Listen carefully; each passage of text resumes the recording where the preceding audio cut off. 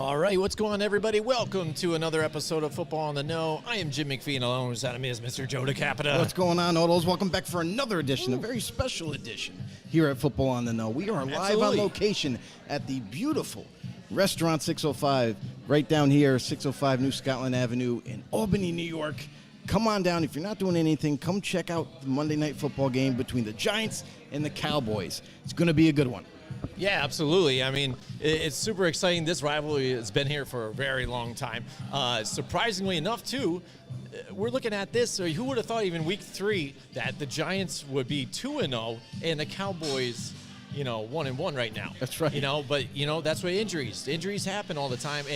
And Dak Prescott, you see how important he is to this team.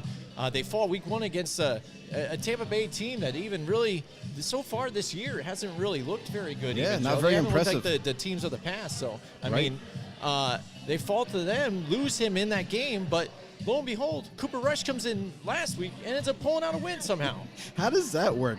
The backup, Cooper Rush, to the rescue for the Cowboys last week and beats the Bengals of all teams. A very heavily favorite coming into this season is still tripping over their feet, still can't get a win, struggling big time. And now we look at the Giants and the Cowboys. I mean, could anybody predict this season so far? I mean, yeah, we're only, week 3.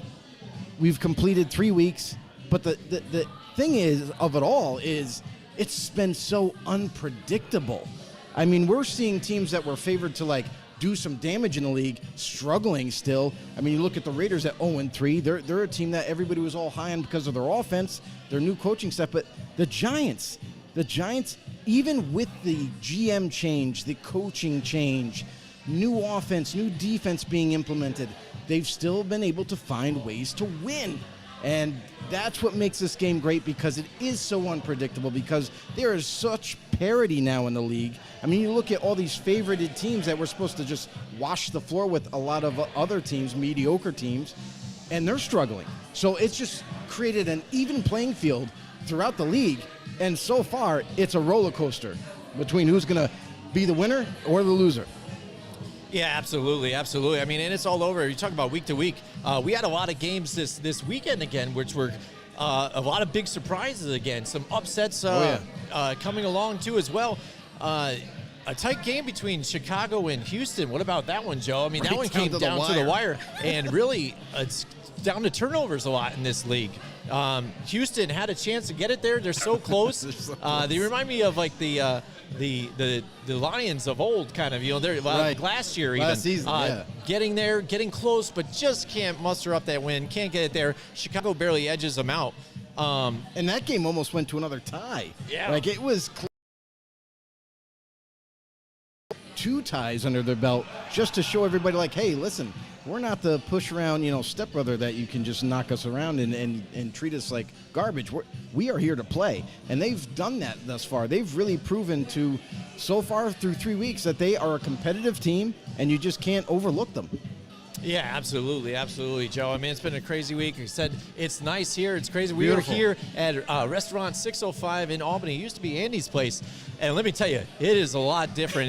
They want to. Yeah. It was a sports bar before, but this place is a sports bar masked as an upscale restaurant, Joe. It is beautiful here. The woodwork, the music, the TVs everywhere. Oh, I can smell the food from here. That's right. I didn't have dinner yet, so I'm struggling. These guys over here are just teasing me over here with what food. It looks glorious.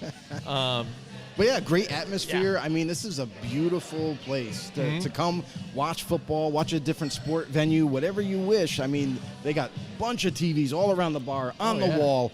I mean, this is the place to be right now. All right, we've got No Donnie's in the house with us tonight, Joe. What's going on, says, No Go Donnie? Cardinals. How about them Cowgirls? Go G-Men. Nice. No Donnie, we love you, brother. How about them Cardinals? They failed me this week, brother. You're talking about the Cardinals. Oh, man, I thought they might be able to edge them out here. Thought we could get it in there. I mean, I thought because just the way the Rams have been playing, they've been getting a slow start. If you're the Super Bowl champions, you've got to come out this next year swinging. Prove to everybody that you are the champions for a reason. Absolutely. That you belong here, that you are the defending champ. You are the team to beat.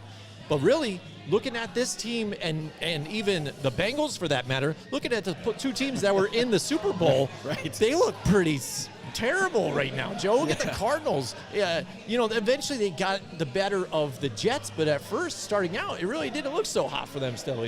Absolutely, and that's the craziness that is the NFL today. I mean, just when you think you have a team pegged, they let you down or they surprise you. I mean, the Rams. What's going on in LA? Because this is a team that was heavily favored.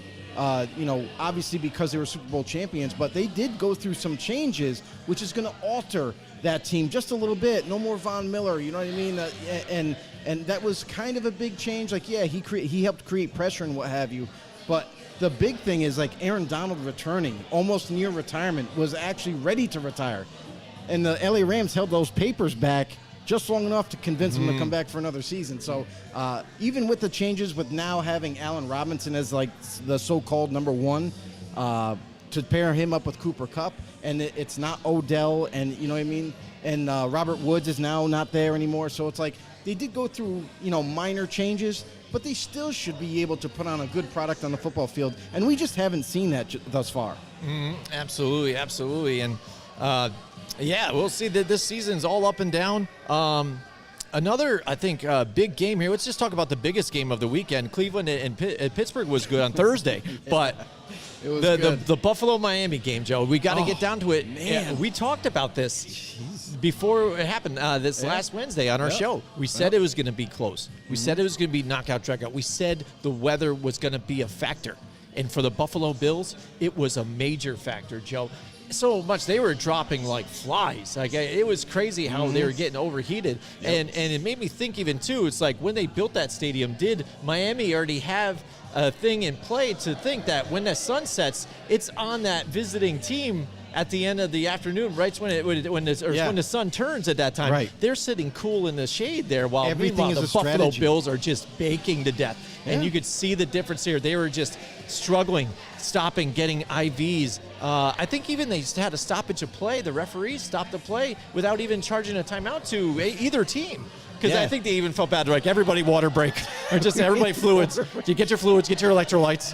Everybody take it in. I mean, honestly, everything is a strategy in the NFL. Even as simple as location of the stadium, the direction of the stadium where the visiting team is going to be standing on the sidelines. It's all strategy. So, yeah, absolutely. Of course, when they built that stadium, it was with the mindset of keeping the visiting team in the blazing sun as long as possible. And what did you think of that game? How did the Buffalo Bills play, and what did you think about the Miami Dolphins? Are they a legit team now here, Joe? I mean, listen, we said last week that against the Ravens was going to be a true test for them. They overcame it. Surprise, you know what I mean?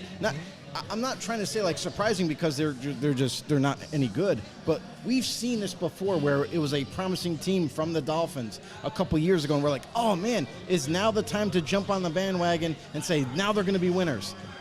And now here comes this season, and we're like, this team could be legit, but we've seen it before and been failed by them before. So it's kind of hard to trust them. So now you're saying, okay, they beat the Ravens, excellent, big step, a big game to win. And now we come into this week and we're like, oh, here we go. Buffalo Bills versus Dolphins, division rival. It doesn't get any bigger than this. And this is going to be the biggest test because it seems like they keep taking another step up the ladder and conquering every team that faces them. And you look at what they've done to the Bills. I mean, to be able to hang around in that game and then just kind of grind it out and finish the Buffalo Bills. It was...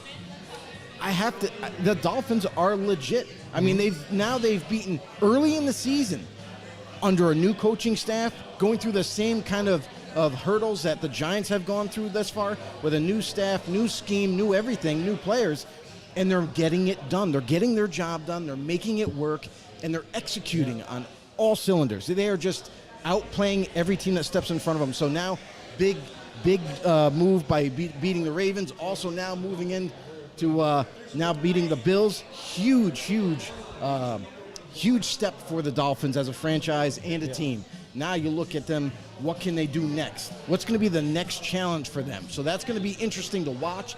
And we hear out of Miami as of right now that Tua is not his healthiest after 3 weeks of football. We talked about this before about how he has to stay healthy. He is that leader for that offense and needs to remain on the football field.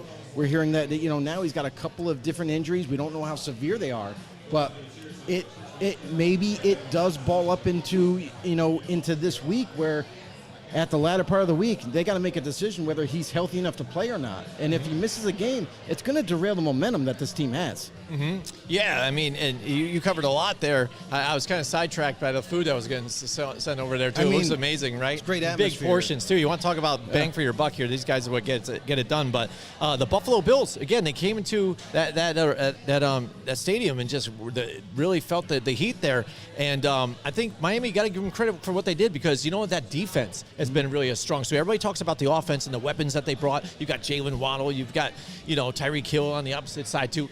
The weapons that they have, right. But that offense has been pretty amazing or that defense has been amazing for them, and they were stopping the Bills to an extent though, because the Bills though, you think about it, they were still driving and they were getting the ball down there. It just happened to be stopped drives and not coming up with points.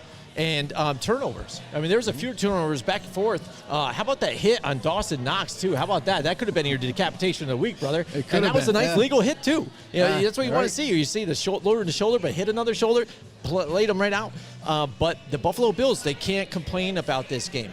They played out. They just got flat out beat. They had opportunities to win multiple times. They missed the field goal. That came back to haunt them in the end. Josh Allen missing that touchdown in the corner and just kind of throwing in the dirt. Looked very reminiscent of Dak Prescott trying to hit Zeke Elliott, in the backfield in a one playoff game last year, I think it was. Couldn't get it done there, and he screwed up. Same type of deal. So he was under a lot of pressure. Not so much. He didn't see a lot of that this year so far. He's a big stature type of guy. Go out and get those runs, get the hard yardage. But you saw him really get pressured a lot in this game. And due to injuries, though, their offensive line was going down. Like I said, out with the small little injuries here and there, the heat exhaustion on top of it. And when you don't have that protection there, it makes your offense a lot more weaker. And they weren't running the ball as much either. They had a couple big runs. You saw your man Zach Moss right there pull off a big ass run, along the sidelines there, and even Singletary did well at times, but they kind of. In that type of game, I think they just went away from the run because I feel they didn't have that force in those guys pushing in to try and drive that ball. They wanted to just air it out a little bit and it ended up kind of cost them in the end.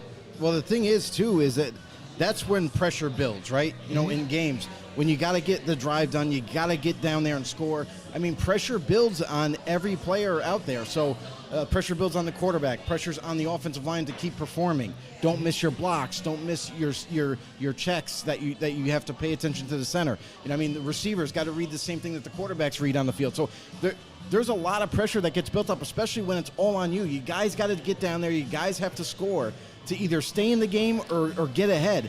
And they just didn't get it done. It was let's just say what it was. That game was the epitome of good football. That was everybody gave it. They went all out, both teams, and just one made more execution on plays than the other. That's really what it is. Yeah, and when you talk about Tua, I mean, wouldn't you know it right after the game, the NFLPA comes out and they said, hey, we want to investigate what's going on with the Miami Dolphins because it is clear what happened there, Joe. I mean, we saw it out there. Once he went down and then he came up stumbling a little bit and then his teammates even got next to him. They're like, here, we're going to – it's like, you're a bouncer. It's going to kindly escort you out here, buddy, and keep you standing up. Just don't try to walk. Just stand here.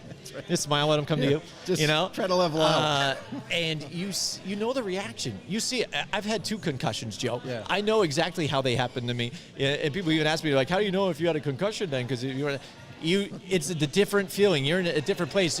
For me, it was just like I was still aware like this, but I couldn't think of proper words for a thing. Like I couldn't tell you what this was down here, a table or something like that. I could picture it in my head. Couldn't do it. And you saw with that snapping of the neck back and hitting the back of his head, clear concussion. I thought he was done. He went in at the half, thought he was going to be out.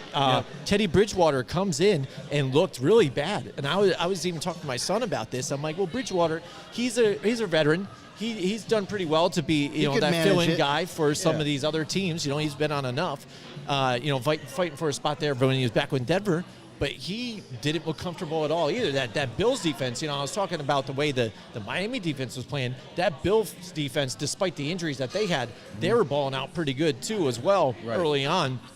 Yeah. But he wasn't able to get it done, and I think that's what they saw. They're like, man, this is a contender in our division. We really want to sneak one out of here because I think they thought if we go back to Buffalo, it's going to be a lot harder. Plus, Micah Hyde's going to be there too. Micah Hyde might not be there. Well, who knows? He's right now. It looks like he's going to go on to IR. Yeah, that's right. Yeah, so season-ending surgery possibly. But to have all their personnel there, and it's going to be a lot tougher with those fans to win in Buffalo. Right. And that's the thing too, is that you have the Buffalo Bills crowd that gets involved in everything, and things get loud, just like it was in Miami. Things get the tensions rise, and you got to kind of overcome it. And the Buffalo Bills went down to Miami, and they just couldn't get it done. So we'll see what happens in Buffalo. And just to touch on the Tua situation, it was definitely poorly managed by the Dolphins. For concussion protocol and what they have to go through just to make sure that he doesn't have one. What are the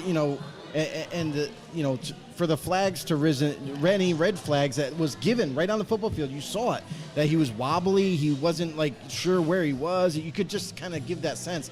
They should have took him off. They should have analyzed him. And I understand. They're like, hey, we want to get this game so bad. We are so close to ending this game and getting out of here with a win, that they kind of left him in there. And I really kind of wonder how far this investigation is actually going to go, because we already heard that the announcement NFL is going to, but is it going to be one of these things where the NFL starts to investigate and they're like, you know what, this is kind of good for football. The Dolphins are doing really well. And do we really want to penalize this team? Do we really want to, or do we want to just let them go with the momentum? So let's watch and keep close eye on that and see where it ends up. Yeah, absolutely. But again, that was a great game. Went down to the wire.